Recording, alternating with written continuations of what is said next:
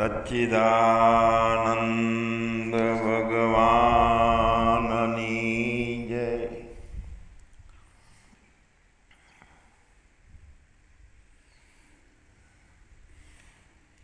જ્ઞાન નિષ્ઠામાં બધા સંતોને જય સચ્ચિદાનંદ.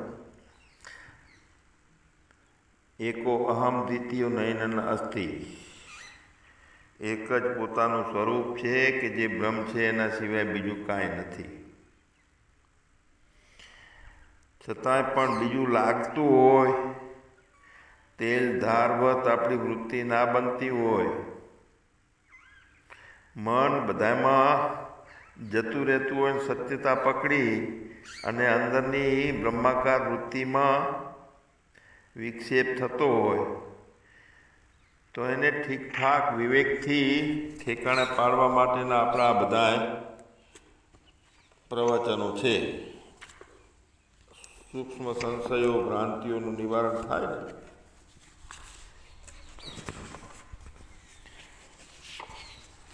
વાસ્તવિકતામાં મોક્ષ માટેનો પ્રયત્ન કરીએ કે જ્ઞાન પ્રાપ્તિ માટેનું કરીએ કે સંશય નિવારણનું કરીએ, પણ પોતાનું જે સ્વરૂપ છે એ પોતે જ મોક્ષ છે, એ પોતે જ જ્ઞાન છે, એ પોતે જ આપણા સ્વરૂપ છે, એ જે કેવલ્ય જ છે. પણ આપણી દશા કેવલ્ય નથી ને, એટલે દશાને ઠીકઠાક કરવા માટે આવા બધા અભ્યાસની જીવન પર્યંત જરૂર પડે. દશા આપણી કમ્પ્લીટ તેલ ધારવત રહે, કારણ કે સ્વરૂપમાં તો કાંઈ છે જ નહીં, દશાય નથી. એ તેલ ધારવત છે જ, એને રાખવાનો પ્રયત્ન કરવામાં આવતો નથી સ્વરૂપમાં. ભગવાન ખાલી ભ્રાંતિના કારણે આપણે એવી દશાથી દૂર રહી ગયા, સંશયોના કારણે અને ભ્રાંતિઓના કારણે. તો આવી સ્વરૂપની એક પરમ દશા જે છે એ બને છે કેવી રીતે? તો એ નથી કોઈ ધર્મથી બનતી, કે નથી ઉપાસનાથી બનતી, કે ખાલી એકલી ભક્તિથી નથી બનતી, કે યોગથી નથી થતી. કેમ કે એ દશા તો પોતાનું સ્વરૂપ છે જ. બનાવટ જે થાય છે એ પોતાનું સ્વરૂપ નથી. વાસ્તવિક પોતાનો સાક્ષાત્કાર, પોતાનો ઉઘાડ પોતાને થઈ જાય છે, તો એમાં એ પરમ દશા એ રહી જ છે. તો આપણે માનીએ છીએ કે શ્રવણ સાંભળીએ છીએ કે ઉપાસનાઓ કરીએ છીએ, તો કરવાથી કશું થતું નથી. જે છીએ એમાં કોઈ ફેર નથી. તો અંતઃકરણને મૂળમાંથી માન્યું છે ત્યારે કરવાની વાત આવી ને. ઉપનિષદ તો કહે છે કશું કરવાનું નથી, કર્મો કરવાના નથી, કાંઈ છોડવાનું નથી, કાંઈ સંન્યાસ લેવાનો નથી, કે નથી કોઈ દાન ધૂનમાં કે ભક્તિમાં કે ભજનમાં કે જાપ કરવા બેસવાની જરૂર નથી. કારણ કે પોતે જે છે એમાં એના માટે કરીને બધું કરવું પડે છે.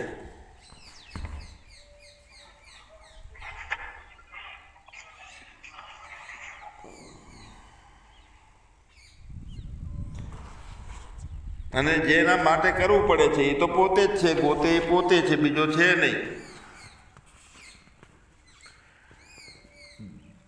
આપણું સ્વરૂપ છે એ જો કા ત્યો ભરપૂર, એમાં કોઈ સ્થિતિ નથી કે એમાં કોઈ દશા નથી. પહેલાં એ હતું, અત્યારે એ છે સ્વરૂપ, અને આગળ આના પછી પણ એનું એ રહેવાનું. ફક્ત ને ફક્ત આપણી બુદ્ધિની ગડબડી જે છે એટલે એવું લાગે છે કે આપણું સ્વરૂપ રહેતું નથી, ટકતું નથી, અથવા ઢંકાઈ ગયું છે, ખોવરાઈ ગયો છું હું. તો એ તો બુદ્ધિમાં સંશય છે, વિપર્ય છે, ભ્રાંતિઓ પડી છે, એટલા માટે થાય છે. અને ના હોય ભ્રાંતિઓ તો પાછું માયાનું કામ એવું છે કે વારંવાર ભ્રાંતિઓ કરાવે છે. ફક્ત આપણું દર્પણ, આપણો અરીસો એટલે કે બુદ્ધિ આડાવડું થાય છે એટલે તિરોહિતતા આવી જાય છે આપણા સ્વરૂપની. ઢંકાઈ ગયું છે એવું લાગે છે બુદ્ધિના કારણે.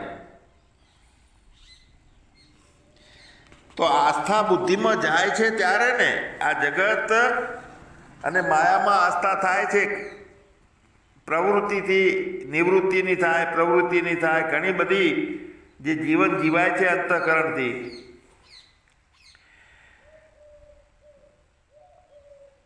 એટલે જ્ઞાન માટે ફક્ત ને ફક્ત જે કાંઈ સૂક્ષ્મ સંસ્કારો સાથે હજુ કાંઈ પડદો રેલ ગયેલો હોય છે કે ખામી રહેતી હોય છે તો એને પૂરી ખતમ કરવાનો એ પડદાને. બસ એક જ મહત્વનું છે. તો તરત જ મોક્ષ અને મુક્તિ હાજરા હાજર છે. ખાલી ભ્રમથી, ભ્રાંતિથી, ભ્રમણાઓથી બંધન છે. એટલે પાનભાઈ કહે છે ને ગંગા સતી કે ભ્રમણાને ભાગ્યા વિના રે આ લખ 84 નહીં મટે.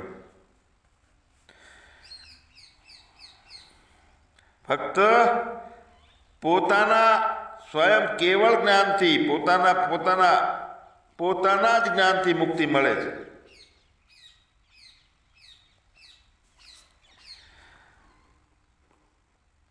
ભક્તિમાં જ્ઞાન સાથે હોય, સમજદારી, જ્ઞાન એટલે સમજ. ભક્તિમાં સમજ સાથે હોય ત્યારે ઈશ્વરની કૃપાથી મોક્ષ થાય છે. પણ મોટા ભાગના લોકો એવું સમજે છે કે ફક્ત સમજથી કે એટલે જ્ઞાન પોતાના વિવેકથી, ખાલી સમજથી જ મોક્ષ પ્રાપ્ત થાય છે. તો એ નથી થતો એવી રીતે. ખાલી સમજદારીથી, ખાલી જ્ઞાનથી મુક્તિ નથી મળતી. તો એ સમજની સાથે સદાચાર જોઈએ. સદાચાર એટલે કાયમ માટે પોતાની સ્થિતિમાં અડોલ માન્યતા પોતાની પોતાનું હોવું અને એની સાથે ન્યુટ્રલમાં કશું નથી એ રીતનું કામ થતું હોય. ખાલી આભાની જેમ થતું હોય બધું. એટલે ઘણા બધા જ્ઞાનમાં એવું પણ સમજે જ્ઞાનીઓ કે સદાચાર અને ધર્મને અનુકૂળ આપણે અનુષ્ઠાનો કરીએ તો મોક્ષ મળે છે. અને યોગી લોકો જે છે એ માને છે કે જ્ઞાનની સાથે સાથે યોગના અભ્યાસથી, એટલે પતંજલિએ યોગ સૂત્ર કીધું છે એમાં, તો યોગના અભ્યાસથી મુક્તિ માને છે એ લોકો. અને કોઈક એ પણ સિદ્ધાંતોને માને છે કે જ્ઞાનથી આપણે બધાથી અસંગી થઈ જવાનું, નોખું કરી દેવાનું બધાને, અંતઃકરણને.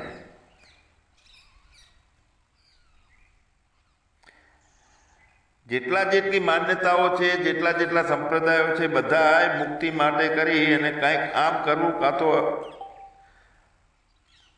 અંતઃકરણથી નોખા થઈ જવું, કાં તો યોગની સાધના કરવી, કાં તો પૂર્ણ જ્ઞાનની નોખી માન્યતાઓ છે.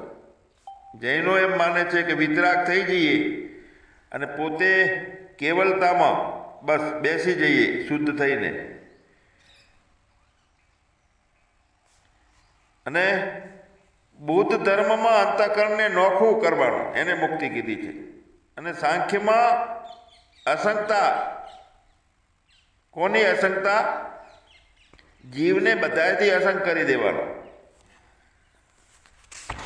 એટલે મુક્તિ માટે પ્રયત્ન બધા થાય છે, પણ અહીંયા બધામાં કંઈક કરવાનું છે, કંઈક માન્યતા છે. કોઈ સંબંધ વિચ્છેદ કરી નાખવાનું કહેતા હોય. તો બધા ધર્મોમાં મુક્તિ એનો અર્થ તો એક જ છે. ચાહે ઈસાઈ હોય, મુસલમાન હોય, બૌદ્ધ હોય કે જૈન હોય કે સનાતન ધર્મી હોય, તો એક જ પ્રકારની મુક્તિ છે બધા ગ્રંથોમાં. એટલે કોઈ કર્મ ઉપર વિશ્વાસ કર્યો, કોઈ ઈશ્વરની અવતારની ધારણા કરી,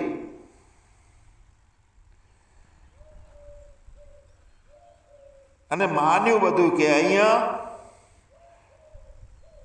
આ રીતે ઈષ્ટની પ્રાપ્તિ થશે. હવે જે વસ્તુ જેમ છે એની અંદર બીજું બધું પેસી ગયું છે. તો વેદાંતમાં એક વાત આવી છે કે અવિદ્યાની નિવૃત્તિથી જે ઉપહિત ચેતન છે આત્મા, એનું નામ જ મોક્ષ છે. એટલે કોઈનો વિશ્વાસ પર છે મુક્તિ માટેનું કાર્ય, કોઈને ધર્મના આધાર ઉપર છે, કોઈને યોગના આધાર ઉપર છે, કોઈને ઈશ્વરની કરુણા કૃપા ઉપર આધાર છે, અને વેદાંતમાં વિચારના આધાર ઉપર મુક્તિની વાત કરી. તો સીધી વાત એક છે કે આપણે મનુષ્ય જન્મ મેળવી અને વિચાર શક્તિ સંપન્ન હોવા છતાંય મોક્ષ માટે પ્રયત્ન જે થાય છે, તો એ પ્રયત્ન નથી કરવાનો. પણ નહીં કરો તો કેવી રીતની સિદ્ધિ થશે? તો ત્યાં થોડી ગડબડી ઊભી થાય છે કે ઘડીક કંઈક કરવું છે તો થશે. જ્ઞાનમાં આપણે આવીને સાંભળીએ છીએ કે નહીં કરીએ તો થશે.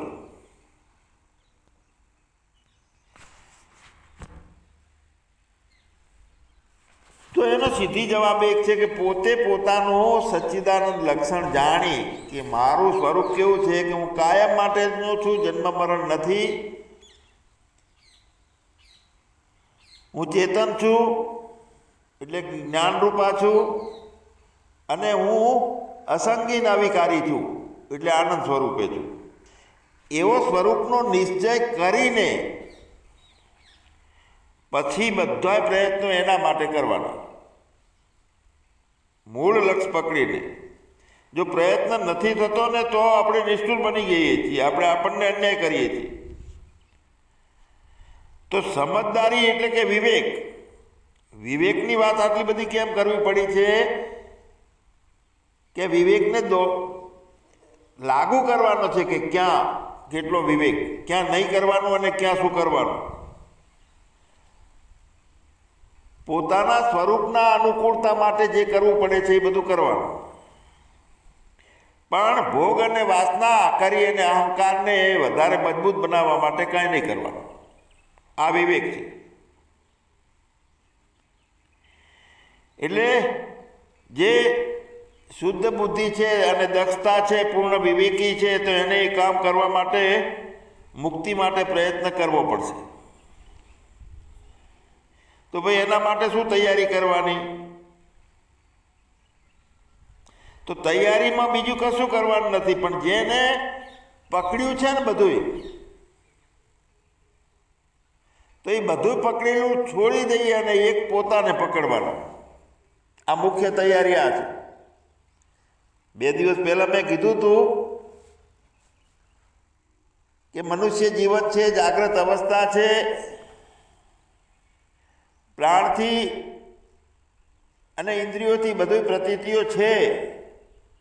તો પ્રતીતિમાં બીજી એક પ્રતીતિ બનાવીએ કે મારા 2 ઓરડા, એક મારો પોતાનો સેપરેટ રૂમ અને એક મારું ગોડાઉન.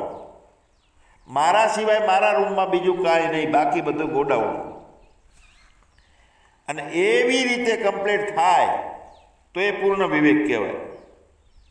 એટલે કે બહારની વસ્તુઓ બહાર રાખવાની છે, મારે મારામાંથી ખસવાનું નથી.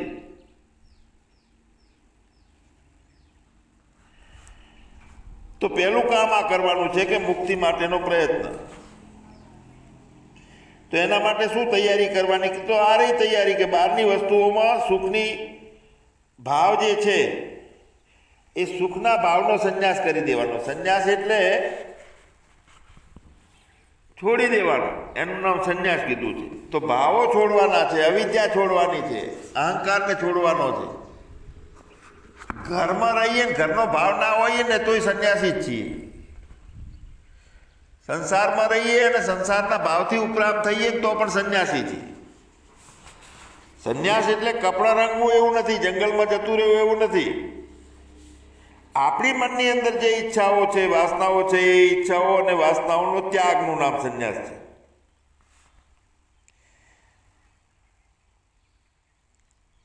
અને એને અડવા ના દેવું એનું નામ વૈરાગ છે.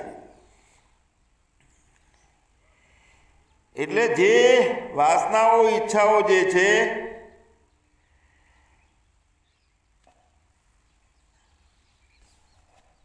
એની અંદર આપણી બુદ્ધિની એક અંદર સૂક્ષ્મમાં માન્યતા પેસી ગયેલી હોય છે કે આ વિષયથી સુખ મળે છે,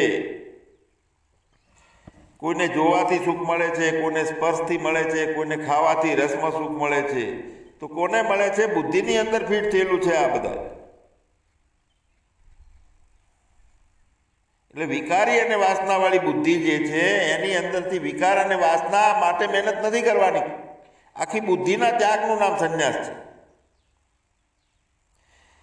માલ ભરીએ તો વળી પાછો ખાલી થશે, બીજો ભરાશે, પણ એ માલ ભરવાનું સાધન જ ખતમ કરવાનું છે આખું. જો આપણે બહારની વસ્તુઓમાં સુખ લેવામાં પડ્યા છીએ તો ત્યાં રહેવાથી, ત્યાં ખાવા પીવાના ભોગથી, એમાં ઇન્દ્રિયોના વિષયોના ચટકા વધશે, સુખ મળશે. તો એ સુખો સારા લાગે છે ને એમાં જ ભવાટીમાં ટવી પડ્યા છીએ તો આખી જિંદગી માટે મોટા કળોતરામાં આપણે ફસાઈ ગયા. સમજવાનું, બહાર નીકળવાનું છે, એના બદલે ફસાતા જઈએ. કેમ કે અનાસક્તતા આવી નહીં અને આસક્તિઓ ચાલુ રહી.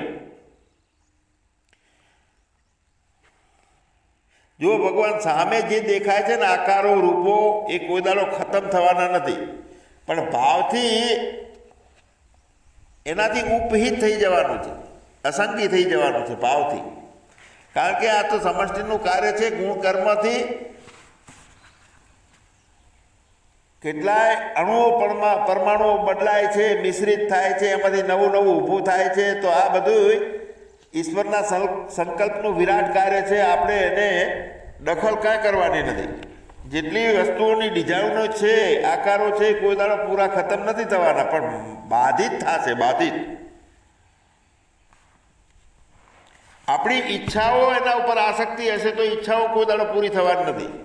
જરૂરિયાતો પણ પૂરી નથી બંધ થવાની. તો પછી શું કરવાનું કે જ્યાં સુખ છે ત્યાં શોધન કરવાનું છે. સુખ નથી એમાંથી નીકળવાનું છે. ભ્રાંતિના કારણે બીજે સુખ પડ્યું છે એવું માનીએ છીએ. તો ભ્રાંતિની સમાપ્તિની ઈચ્છા કરવાની છે કે કેવી રીતે ભ્રાંતિઓ નિર્મૂળ થાય, સંશયો કેવી રીતે જાય. જો આપણે અંતર્યામી પરમેશ્વરને ના સુખનો, પરમાનંદનો, આત્માનંદનો ઈચ્છા કરીએ છીએ કે આ બધું થવું જોઈએ, પણ આસક્તિ છોડતા નથી, તો એ ઈચ્છાઓનો અને પરમાત્માનો તિરસ્કાર કરીએ છીએ આપણે. કેમ કે બહારના વિષયોમાં શોધીએ છીએ આનંદ, અને માન્યતાઓ એવી થઈ જાય છે બહારના વિષયો. તમે આપણે આપણામાં રહી અને લીલા માત્ર કેવલમ જાણી જોઈને તમે ક્રોધમાં ઉતરો, રસમાં ઉતરો, ગંધમાં ઉતરો, તો ભૂલો ના પડાય. પણ જાણી જોઈને ઉતરવાની જરૂર નથી. બધું સહજમાં થાય એવો નિત્ય યોગ આપણો થવો જોઈએ. તો પોતાનો તિરસ્કાર થાય છે અને બહારની વસ્તુમાં આપણે સુખ શોધીએ છીએ. તો એમાં કેમ શું અડચણ છે? તો એનો વિચાર બરોબર આપણે કરતા નથી કે જે ચીજો સડવાવાળી છે, બગડવાવાળી છે, જવાવાળી છે, દુઃખો આલવાવાળી છે, મરવાવાળી છે, અને એના ઉપર આપણે સુખની આશા કરીને બેઠા છીએ. અને અંદર ભીતરી જે સુખનો ભંડાર પડ્યો છે, પવિત્ર ગંગા એની અંદર વહેતી રહેલી છે, જ્ઞાન ગંગા. શિવજીની જટામાંથી જ્ઞાન ગંગા વહે છે. પરમાત્મા સ્વરૂપમાં એ જ્ઞાન ગંગા છે. તો એનો રસ આપણે લેવાનું કોઈ પ્રયત્ન ના થતો હોય, ખાલી ઉપરથી ઈચ્છાઓ કરતા હોઈએ તો મેળ ના આવે. સાથે સાથે બધું જ મિથ્યા છે, બીજું કાંઈ નથી. મેરે અપને સિવા કુછ નહીં, આ ભાવ પહેલો દ્રઢ થવો જોઈએ.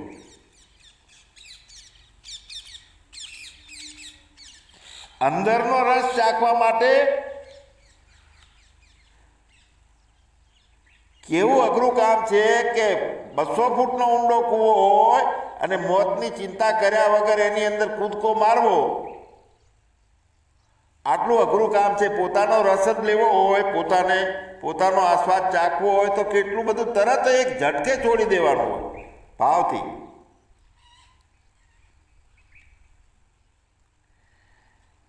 બહારના રસો બધા આપણને સારા લાગે છે એટલે તો કેટલા લોકો તો મજા કરે છે, મોટી મોટી 5-5, 10-10 હજાર રૂપિયાની એક બોટલ આવે દારૂની, એવી હંગરી જેટલી જૂની હોય એટલા ભાવ વધારો. એક રાજાના તે જવાનું થયું તો મને એમનો તિજોરી ખોલીને બધી બતાવી ભચાઉની અંદર કે આ આટલા રૂપિયાવાળી શરાબ છે, આ આટલાવાળી છે, અને બહારથી મહેમાનો આવે એટલે એની સરભરા આ નથી કરવાની, બહુ મહાન વ્યક્તિઓ આવે છે. પોતાનો સ્વાદ ચાખવાનો છે, એના બદલે બહારના સ્વાદોમાં બધા પડ્યા. અને પાછા અંદર ભાવ એક રહે કે મારે સુખી થવું છે, પણ એ વિવેક નથી પડતો કે સુખ શાના કારણે છે. જેને સુખ પકડવું છે, સુખ જોઈએ છે, એને સુખ જોઈએ છે, એને ખતમ કરવાનો છે, ત્યારે મોટું સુખ મળે છે. કે જે અંદર બહાર એક રસ જો ચેતન ભરપૂર, બધે હરખો એક રીતે વિલસી રહેલો છે, બધામાં જે પોતે સુખ સ્વરૂપ છે, આનંદ સ્વરૂપ છે, અને એને કોઈ સુખી થવાની ઈચ્છા નથી, આનંદ મેળવવાની ઈચ્છા એને નથી. તો ઈચ્છો કરવા વાળો તો ઊભો જ છે કે મારે આનંદ કરવો છે, મારે સુખ જોઈએ છે. તો ફક્ત વાત કેટલી છે કે પહેલા આપણે અંદર ઝાંખવાનું છે અને બહારની જે વસ્તુઓમાં સુખાભાસ થાય છે એનો ત્યાગ કરવાનો છે. તો આવી ઈચ્છાઓ જે થાય છે, ઈચ્છાઓ છોડી દેવી, એનું નામ સંન્યાસ છે. પછી આપણે કોઈ પણ મહાપુરુષના શરણે જઈએ, શ્રદ્ધા કરીએ, મુક્તિ માટે પ્રયત્ન કરીએ, તો એ કામ થાય, આગળ વધે. મહાપુરુષના ચરણોમાં જઈએ પણ ઈચ્છાઓનો ત્યાગ જ ના થતો હોય તો અહીંયા તો તોલમાપ ચાલુ હોય છે કે આ મહાપુરુષ આવા સારા છે ને પેલા ખરાબ છે ને એનાથી પેલા સારા હતા અને પેલા તો વધારે વિતરાગી છે. તો આ બધું જે ચાલુ રહે છે અંદર ખટપટ, એને મટાડવા માટે તો આ કરવાનું છે, એને બદલે એની ચાલુ રહે છે ગુરુ શરણે જઈને.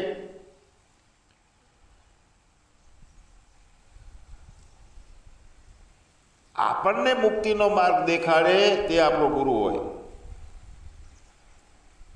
ગુરુ એ હોય કે જે પરમાત્માને સાક્ષાત દેખાડી દે પોતાના, અને પોતે એનાથી નોખો નથી એ ભાન કરાવી દે.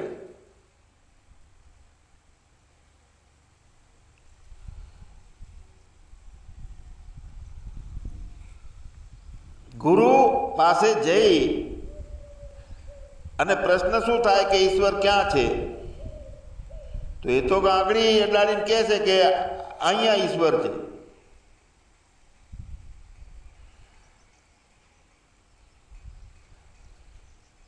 ઈશ્વર ક્યાં છે? તો અહીંયા છે, હૃદય ઉપર હાથ અડાડીને કહે. અને પછી પૂછે કે ઈશ્વર કોણ છે? તો ગુરુ શું બતાવશે આપણને? પોતાના ઉપર આગળી કરીને બતાવી દે છે કે તું જ ઈશ્વર છે. હવે ગુરુ બતાવી દે છે, બધા શાસ્ત્રો બતાવી દે છે કે જે ગોતે એ પોતે છીએ. તો ભવાનસિંહ બાપુ કહેતા હોય છે કે ભાઈ કેટલી બધી ભવાટવી કરવી પડે છે છતાંય. તો વચ્ચે શું ખૂટ્યું છે કે 200 ફૂટના કૂવામાં ધીમકો મારવાની તાકાત ખૂટી છે. નકે એક શબ્દ ઉપર નક્કી છે કે આરે જ છે ને પોતે જ છે. કેવી રીતે નથી તો એ પછી સિદ્ધ થશે.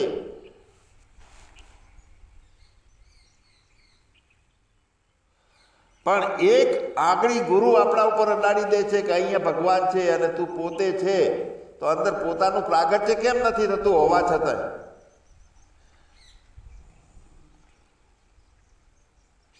આપણે પોતાનું વૈયક્તિક જે ગણી લીધું છે, એક દેશ પોતાનો ગણી લીધો છે કે હું 5.5 ફૂટનો છું, તો પછી મુક્તિ ક્યાંથી આવશે? એના સંસ્કારો અંદર ભર્યા છે, તો શ્રદ્ધા સાચી ખીલે પણ નહીં. વાસ્તવિકતા તો બધા શાસ્ત્રો બતાડી દે છે ઈશારા કરીને કે મુક્તિ અહીંયા હાજરા હજુર છે, અધુનામ છે અને ક્યાંય દૂર નથી, અને તે જ આપણું સ્વરૂપ છે, તે જ મુક્તિ છે.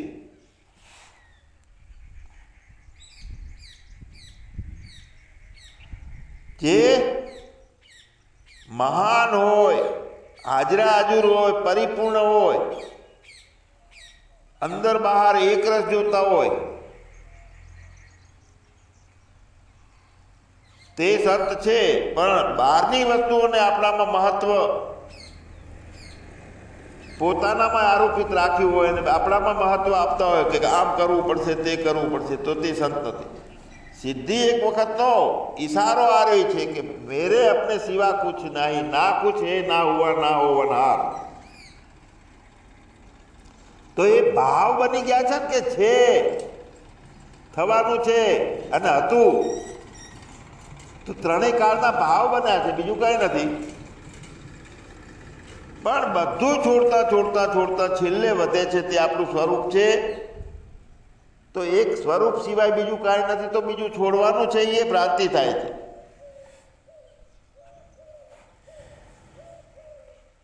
તો આપણી માન્યતાઓ આપણે છોડતા નથી, આપણા અનુમાનો છોડતા નથી, આપણા સારા નબળાના ભાવો છોડતા નથી.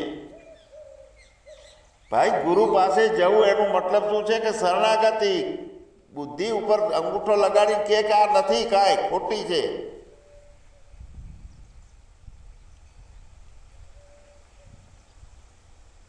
ઓહો, આ કેટલું અસ્તિત્વ વિલસી રહેલું છે અને એક વ્યક્તિ ભાવને આપણે છોડી શકતા નથી.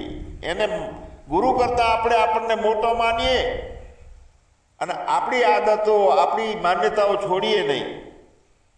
પોતાને નાનો માનવાનું શીખવાથી શરૂઆત થાય ગુરુ પાસે જઈને. તો જે એ ઉપદેશ કરે એમાં આદર થાય અને એમાં એ ઉપદેશ મુજબ પોતાનું સ્વરૂપ બને. આપણી માન્યતાઓ જે છે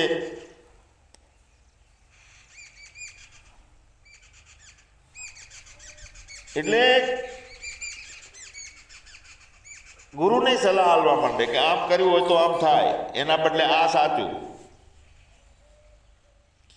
હવે જેણે પોતે પોતાના સ્વરૂપને જોયું નથી અને જેણે જોયું છે એને એમ કહે છે કે તમે આ ભૂલ કરી છે, આવી રીતે ના હોય. ભગવાન પોતાના માટે કાંઈ સાધન કરવાનું નથી. ત્યાગ છે એ આપણો પોતાનો ધર્મ છે. ત્યાગ કરવાનો આવતો નથી, પોતાનો ધર્મ છે. એટલે કે બીજું કાંઈ છે જ નહીં. મસ્ત મજાનો ચિત્ત વૃત્તિઓનો નિરોધ અને મનનો નાશ થઈ અને સચ્ચિદાનંદ ઘન બ્રહ્મના રૂપે આપણે સ્વયં પોતે છીએ.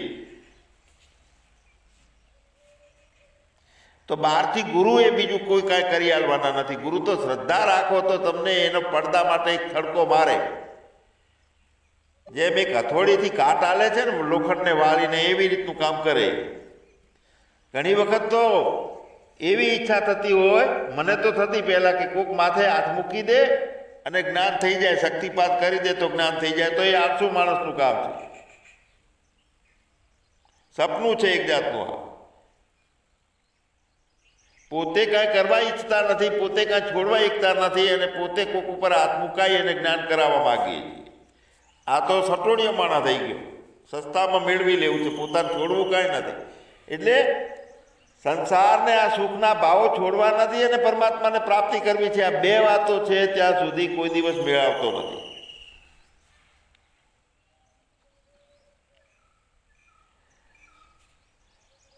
માથે ઉપર હાથ મેલીએ એટલે કે આ હા હા મેળ આવી ગયો તમારા કારણે, તો આ ભગવાનનું નામ જીભ ઉપર આવવા લાગ્યું, કાયમ મારો એવી વૃત્તિ થવા લાગી. અને પછી બંધ થઈ જાય ત્યારે તો પાછી શિકાયત, એની ફરિયાદ કરે કે હવે આ તો મારું તો હમણાં બંધ થઈ ગયું, જ્ઞાનમાં નિષ્ઠા નથી રહેતી.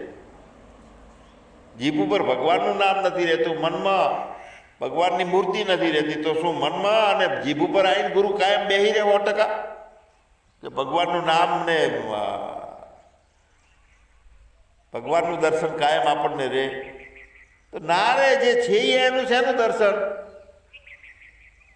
પોતે સાક્ષાત છીએ એના બદલે વળી પાછા અંતઃકરણમાં ફિટ કરવા માગીએ છીએ. તો હામે બેઠા છીએ, કૂતરું કહીડે તો દુઃખ થાય, મારે છીંકણી ભરવી પડે, ઇન્જેક્શનો લેવા પડે. તો કે હું હવે દુઃખી થઈ એટલે મારા સ્વરૂપથી મારી નિષ્ઠા ખસી જઈ. તો શું કપાળ ખસી ગયું? તમે તો એ નાય છો કે બીજા કોઈ છો? તો જે સાધન કરવાનું છે એ વિવેકથી ભજન કરીએ, ત્યાગ કરીએ, પોતાને કરવો પડે છે, પોતાને કરવો પડે છે. 12 થી 12 24 કલાક સદોદિત એવી કોઈ ચમત્કાર કોઈ નથી કરતા કે તમને સંસારના ભાવમાં જવા ના દઈએ. ગુરુદેવ એટલા મહાન છે કે સંસારના ભાવમાં નથી જવા દેતા. તો ગુરુ એ જતા રહે. દેહના ધર્મોમાં વિક્ષિપ્તતા આવે, આ તો માયાનો ખેલ છે. એટલે પોતાને પ્રયત્ન કરવો છે. અહીંયા આળસુ અવિવેકી ના માટેનો આ રસ્તો નથી. જો ભગવાન આપણે આ સત્સંગને વેદાંતનો અધ્યયન કરીએ છીએ એક નોખી વસ્તુ છે, શ્રવણ કરવી છે એ નોખી વસ્તુ છે, અને જેમ જેમ પોતાને ચીટકીને બેસી રહેવું છે એ ત્રણેય વસ્તુ અલગ છે. સંશયો જે છે આપણા, સંશયમાં એમ થાય છે કે હું પાછો નોખો છું બ્રહ્મની સાથે, એકતામાં કાંઈક ખામી આવી ગઈ મારી, એ સંશય છે. પોતે કાયમ માટે બ્રહ્મને પોતે નોખો નથી જ પડતો, એ મોટો એવો નિશ્ચય છે. એ મોક્ષ છે તે પરમ આનંદ આપે છે. પણ પોતાનામાં અને બ્રહ્મની એકતામાં જે દોષ છે એને કારણે બુદ્ધિમાં નિશ્ચય ખસી જાય છે. તો નિશ્ચય ખસ્યો એટલે સંશય વસ્યો, અને સંશય વસ્યો એટલે કાં તો હું રોયો ને કાં તો હું હસ્યો. આપણો પોતાનો નિશ્ચય છે. પછી વ્યવહાર કાળમાં જે આધાર છે, આત્મા સત્તા છે, તો એ સત્તા છે એના કારણે સહજતા આવે કાર્યમાં, વ્યવહારમાં, ભોગવટામાં, સુખોમાં, દુઃખોમાં. કાંઈ નથી રહેતો એવો ભાવ રહે એટલે સહજતા આવે.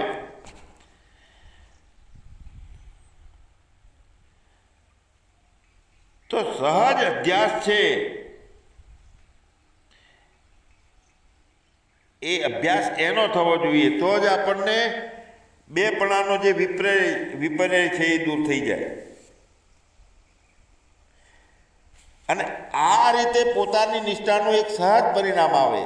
જગતમાં ઇન્દ્રિયો સાથે વ્યવહારમાં સહજતા સમજતી હોય કે મારામાં કાંઈ નથી, અને એવી એક નિતાંત પોતાની હોવાપણાની એક વૃત્તિ, બ્રહ્માકાર વ્યાપક વૃત્તિ રહેતી હોય કાયમ.